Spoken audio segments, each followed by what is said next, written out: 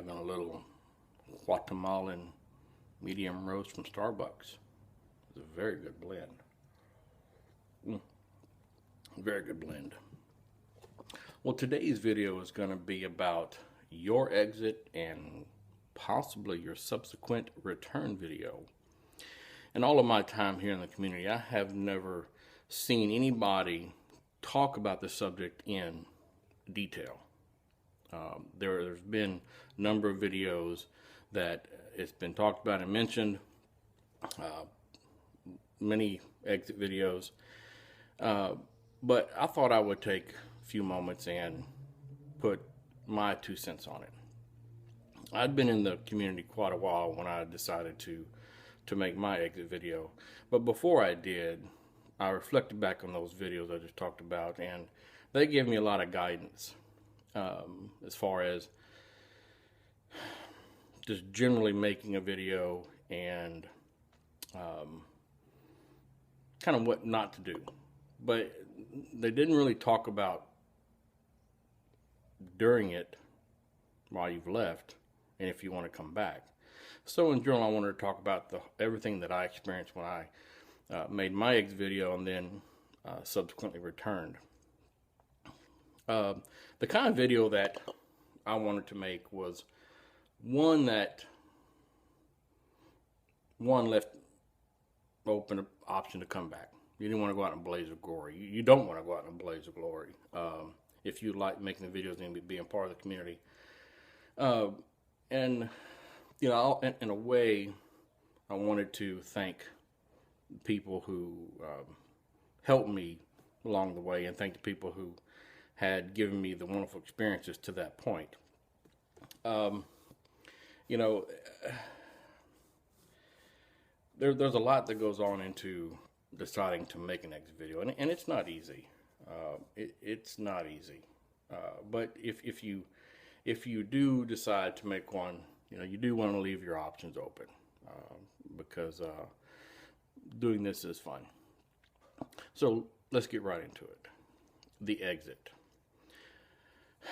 Like I said, it's hard to make the decision to make the video, but it is important to take a break from whatever hobby that you do. And this is no exception. By no stretch of the imagination, you need a break from this. You do. It's hard. It will overwhelm you and your thoughts. It will. You know, there should never be any shame in making the exit video. Never. Or be reluctant to do it. You know, the people who subscribe to you, they're invested in you. You know, they have an emotional and arguably a financial investment in you. You know, and they want you to stick around. They want you to be there long term, and that's why they subscribe to you. They like seeing what's going on in your life and what kind of content you have and what you have to say. So they do want you to take a break. Nobody's going to come out and say it, but if they watch a video, comment a lot, like, talk to you in the background, talk to you on other social platforms, they want you to take a break. You know, I think that's really straightforward. And speaking of not being reluctant, you should never be reluctant about making your return either. Never. You know, people, as far as making the exit video, people do want to see that you're okay. They want to see that you're just taking a break, you're refocusing your priorities, putting things in perspective, and when you have time to come back, you can. So, you've been making videos for a while, you decided to make an exit, you made your exit video. Now, what to expect? Not a lot out there. You just kind of have to know someone who's been through it. So here's a few things that I went through and noticed as I was gone for a number of months. Your subscriptions.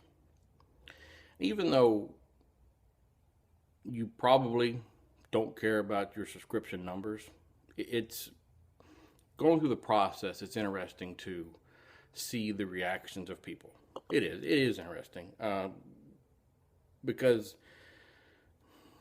you don't want people to leave. You want them to keep subscribing to you and give you your time, and most people do. And you're going to lose a few. But more likely than not, you're not going to lose many. And you're more than likely going to gain subscribers. Or your net is going to be a gain over time. It happened to me. It happens to a lot of people. A lot of people who've gone for a number of months come back and say, hey, I got 200 or 300 more subscriptions. You haven't done anything. So never worry about subscriptions when you're making videos, in my opinion, and never, ever worry about them when it comes to how an exit video might affect that count. Never. That shouldn't be the reason why you're making videos. But they're going to stick around if they like you. Let's talk about your video queue investment. Now think about it. You took the time, a lot of money, to make your videos. The one thing about YouTube is it does put it in chronological order. So that's what I mean about your investment in your videos. You know, when you make your exit video, there's a lot of emotions that you go through. There are. And one of your emotions that you might go through is, I just want to delete everything. Done. Or close your channel.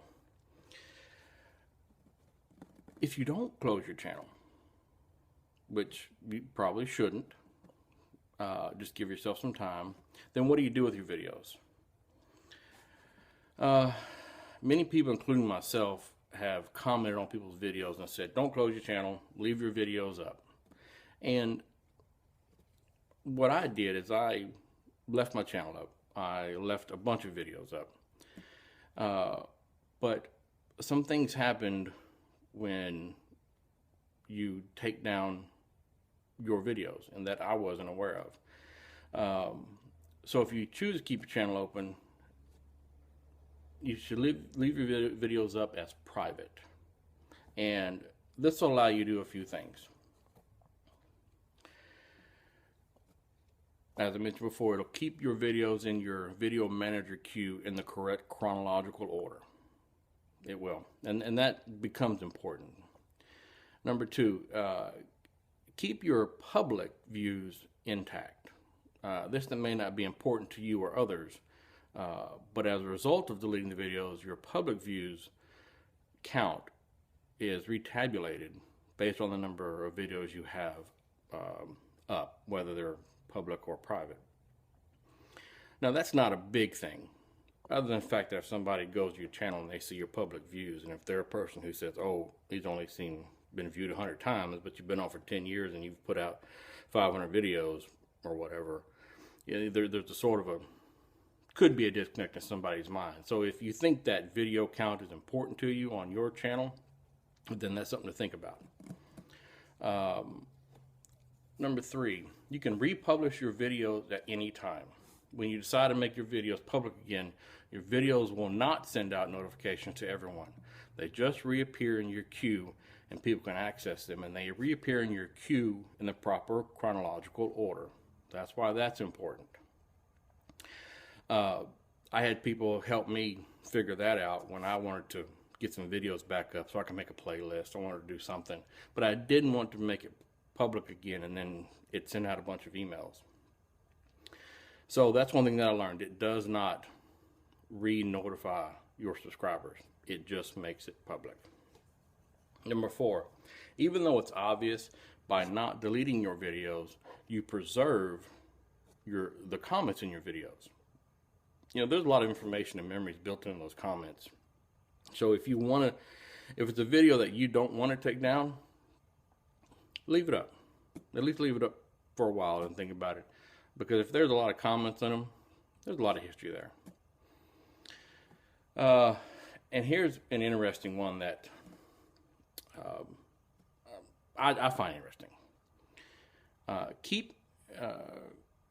If you keep your channel, keeping your channel and your videos intact will allow you to go back and look at the trends of your channel and your videos. There's a lot of tools now. There's always been analytics, but there's with some new apps and things from YouTube, there's a lot of interesting things that you can do and look at your trends. And in general, it's just interesting for you. You don't want to follow your analyticals and get wrapped up in them, but it is interesting. So by deleting them, you lose a lot of that. So you've made your exit. You're keeping your videos. You maybe deleted a few. Now you're lurking. It may not happen as soon as you take a break, but it does happen. It happened to me. I didn't watch videos for quite a while. But this social platform and having all the emotional investments, it does pull you back. It is very magnetic. You do want to stay away for a while. And even if you completely block it out, you want to come back and you want to be involved. So you might start watching videos again. And over time, you find a nice balance that works for you. Watch one or two, stay away a week, watch one or two, those type things. And then you get a feel for wanting to come back. You're probably going to make a couple videos like I did that just will never make it to being posted. You feel awkward, and you make up videos, you delete them, make up videos, delete them. You kind of get your groove back, and that process is sort of fun. Once you decide to make your return, you've made the video, you have it uploaded, titled, described. Pushing that button for the first time is scary. It really is.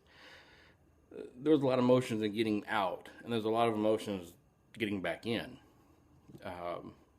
It's hard to click the button. It really is. But know this, your subscribers are waiting, and they've waited patiently, and they do want to see your video. So don't feel too hesitant about pressing the button. Now, there are usually two kinds of return videos. There's the, hey, I'm back, I promise to make more videos video. More typically than not, this is just a blip on the radar. Many of us have seen those videos that pop up on our feed, and then we don't see hide and hair of them for a long time, and typically they go away. And I've seen those videos, and people have just closed their channel out. So just from seeing experience, I would say don't make that video. Don't make that video. Don't say, hey, I'm here, I'm going to come back and make more videos.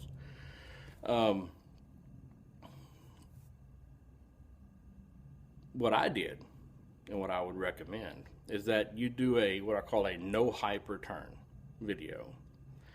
This is how I would clarify my video. I was finally in the right mood. I found a good reason to make a video, which was a VR video to a contest. I didn't talk about my return. I didn't make a fuss. I tried not drawing any attention whatsoever to myself. By doing this, you're not putting any pressure on yourself to make any more videos. Here it is. I'm lobbing one out there. And this is what it's about. Like Scott Aristocobb said, don't make any promises. We'll just be happy to get what we get. Yeah, as far as you promising or to make more videos. You just throw it out there. People will be glad to see what you throw out there. They'll be glad to see you back. Just give what you have when you have it. This way the pressure's off. There's no expectations to make a second video after your return video. And it gives yourself permission to take the time you need to come back. And it's been my experience that nobody's going to give you a hard time about coming back. They're not. They're just going to be glad to see you. You got to remember, they have made an emotional investment in you. They've made like I said, a financial investment. They do want to see you. They want to see you do good.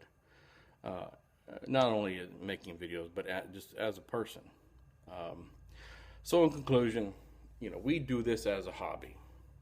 It's supposed to be fun and enjoyable. Give yourself permission to take a break from this and any other thing that might be stressful.